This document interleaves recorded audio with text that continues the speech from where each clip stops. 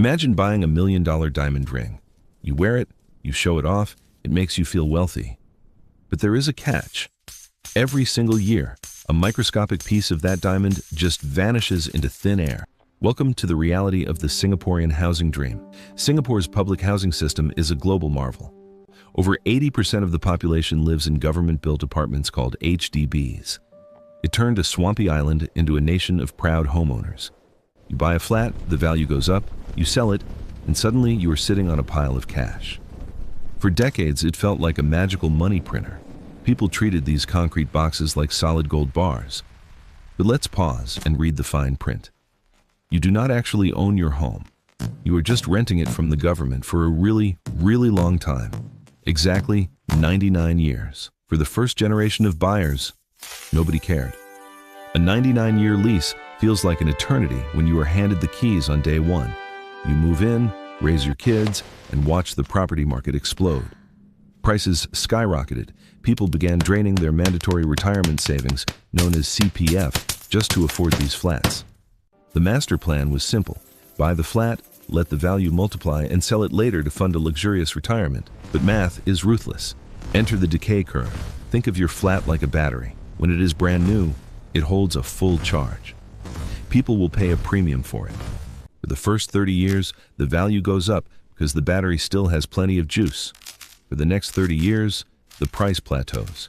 It is older, but still perfectly functional. But then you hit the 60-year mark, and the battery starts flashing red. As the lease gets closer to the end, the value falls off a cliff. Why? Because banks are not stupid. They stop giving out loans for flats with less than 30 years left on the clock. You cannot use your retirement funds to buy them either.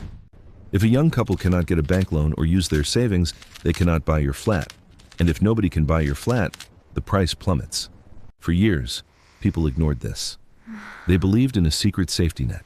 They thought the government would just step in, buy back the old crumbling flats for a massive profit, and give them a shiny new one. It was the ultimate safety blanket. Then, in 2017, a government minister finally stood up and said the quiet part out loud. Only 4% of flats will ever be selected for that magical buyback scheme. The rest?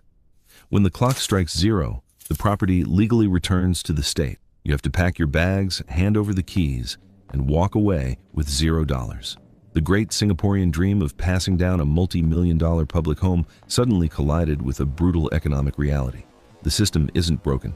In fact, it is working exactly as it was designed to. Singapore is a tiny island. It cannot create new land out of thin air forever. The government has to recycle the land to build homes for the next generation of citizens. If the leases lasted forever, the island would freeze in time, and young people would have nowhere to live. But for the families left holding the keys at year 90, understanding the economics doesn't make it hurt any less. They realized too late that they didn't buy a permanent piece of the island. They bought a very expensive temporary ticket to live on. And right now, in hundreds of thousands of homes across the city, that invisible clock is still ticking.